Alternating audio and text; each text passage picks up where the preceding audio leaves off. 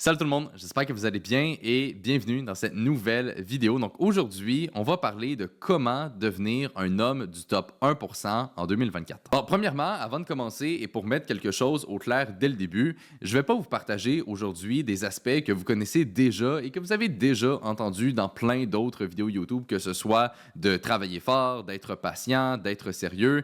C'est toutes des choses que vous connaissez déjà et la réalité, c'est que c'est des points qui sont déjà appliqués par énormément de personnes, mais malgré tout, ces personnes n'ont toujours pas de succès. Et donc aujourd'hui, on va se pencher sur des points qui sont beaucoup plus importants et surtout qui sont plus nuancés et plus profonds, mais qui vont réellement faire une différence. Et je le sais parce que c'est des points que moi-même, j'ai appliqués dans ma vie au courant des dernières années et c'est ça qui m'a vraiment permis d'aller chercher des résultats massifs dans tout ce que j'ai entrepris et qui m'a permis donc d'arriver où ce que j'en suis aujourd'hui. Et donc aujourd'hui, eh bien, je vais vous partager 3 éléments qui ont, comme j'ai dit, fait une énorme différence dans ma vie. Et donc, c'est super important d'écouter la vidéo jusqu'à la fin pour que vous puissiez également en bénéficier. Donc, guys, avant qu'on commence, comme d'habitude, j'apprécierais énormément si vous pourriez prendre un petit 2 secondes et mettre un like sur la vidéo et également vous assurer d'être abonné à la chaîne si ce n'est pas déjà fait. Donc, rentrons dans le vif du sujet et commençons directement avec le premier point, c'est-à-dire d'apprécier la difficulté. Donc, selon moi, l'un des points les plus importants pour réussir aujourd'hui, c'est vraiment le fait d'être capable de persévérer, peu importe le niveau de douleur et de souffrance qu'on va ressentir pour atteindre ses objectifs. Et ce qui arrive, c'est que si on remonte il y a plusieurs centaines ou même plusieurs milliers d'années, eh bien, la difficulté était vraiment perçue comme un signe qu'il fallait arrêter. C'est-à-dire que si, par exemple, on faisait une tâche il y a 500 ans et que cette tâche-là, eh bien, était extrêmement difficile, le cerveau humain va associer cette difficulté-là à un danger potentiel et le danger potentiel est souvent donc associé à la mort. Et donc, évidemment, eh bien, le cerveau fait en sorte que lorsqu'on fait quelque chose de difficile, eh bien, on veut arrêter. On veut mettre ça de côté et passer à quelque chose qui va être plus facile.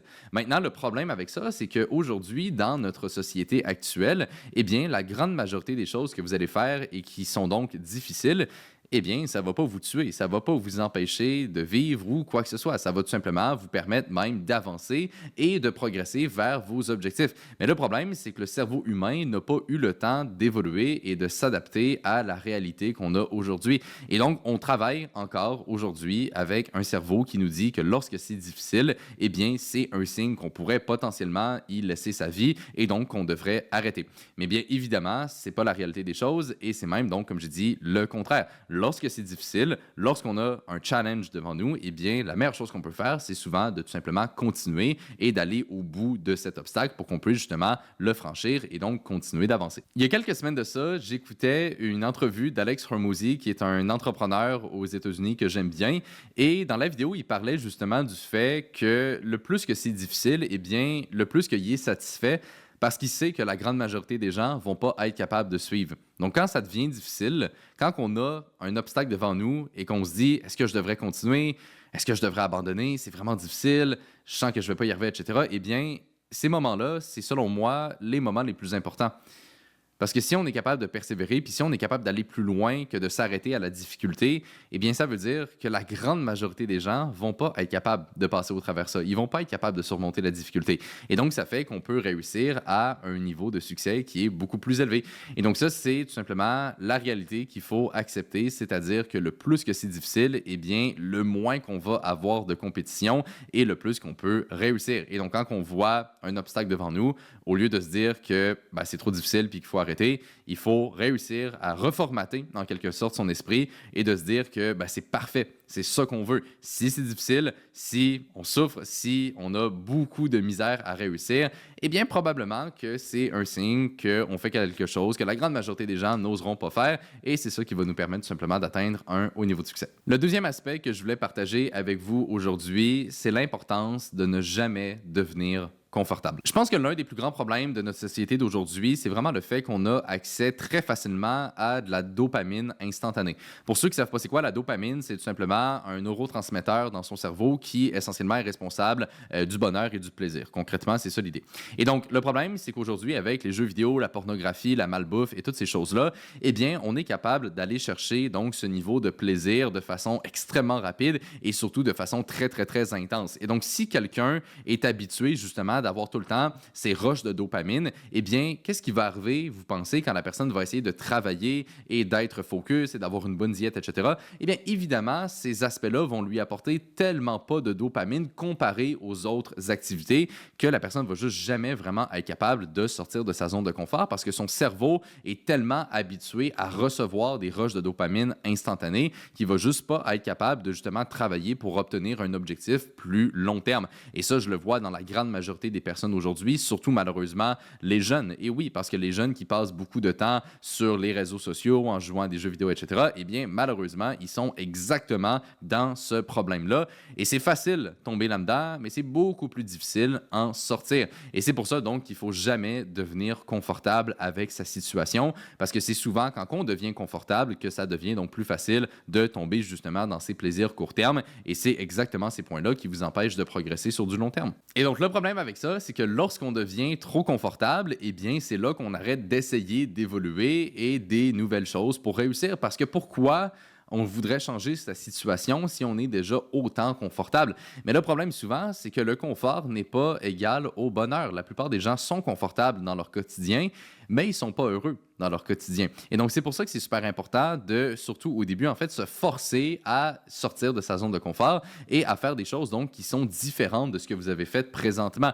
Pour vous donner un exemple, moi, quand je me suis lancé en trading, l'un des points que j'ai mis en place dans ma vie et qui était très inconfortable, c'était le fait d'amener mon ordinateur portable à l'école pour continuer de suivre les marchés et de faire de la création de contenu. Peut-être qu'aujourd'hui, c'est des choses qui peuvent sembler plus banales et même plus communs, en fait, dans la société. Mais quand j'ai commencé, il y a 9 ans, c'est des choses qui étaient très, très, très, très rares, surtout ici au Québec. Et donc, c'était extrêmement inconfortable de commencer à faire toutes ces choses-là parce qu'il y avait beaucoup de personnes autour de moi qui riaient de moi, me critiquaient, disaient que ça n'allait pas fonctionner, etc. Et donc, j'ai quand même décidé de continuer d'avancer dans cette direction-là. On fait aussi un parallèle avec le premier point que je vous ai mentionné tantôt.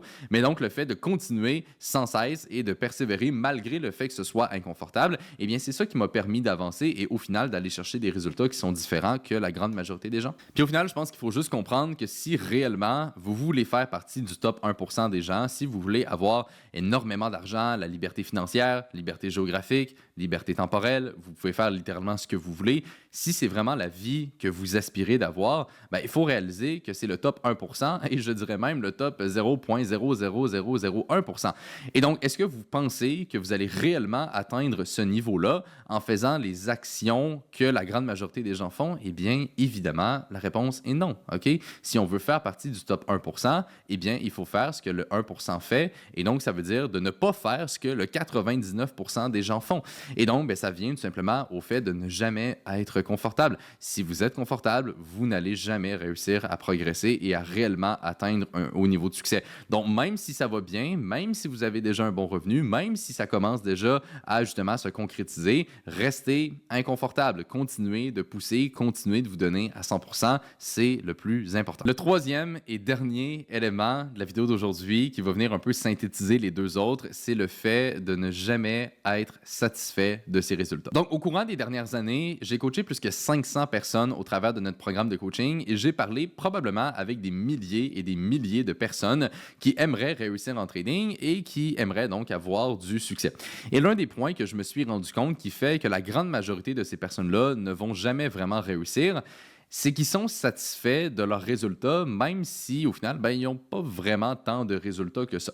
Et ce que je veux dire, c'est que, par exemple, quelqu'un qui se lance en trading et qui commence à comprendre un peu les marchés, mais qui n'est pas encore rentable, eh bien, souvent, ces personnes-là vont dire « Ah oui, ça va bien, j'ai pas mal progressé, ça s'en vient bon, etc. » Alors que la personne n'a pas vraiment, donc, comme j'ai dit, quelconque résultat concret. Et donc, le problème ici que j'ai remarqué, c'est qu'il y a beaucoup de personnes qui se mentent tout simplement à eux-mêmes. Ils se font croire que ça va bien, ils se font croire qu'ils ont des résultats puis qu'ils progressent alors que concrètement, il n'y a rien sur la table. OK?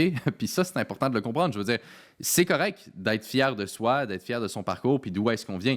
Mais si vous n'avez pas réellement, de façon donc concrète, atteint les résultats que vous voulez et que vous êtes encore loin de le faire, ben, de un, c'est correct, mais de deux, ne vous mentez pas à vous-même par rapport à ça. OK? Parce que le jour où ce que vous commencez à vous dire « Ah oui, oui, je suis satisfait, ça va bien, j'ai beaucoup progressé, etc. » alors que pas vraiment, eh bien, c'est c'est exactement cet état d'esprit-là qui vous empêche de réellement avoir des résultats.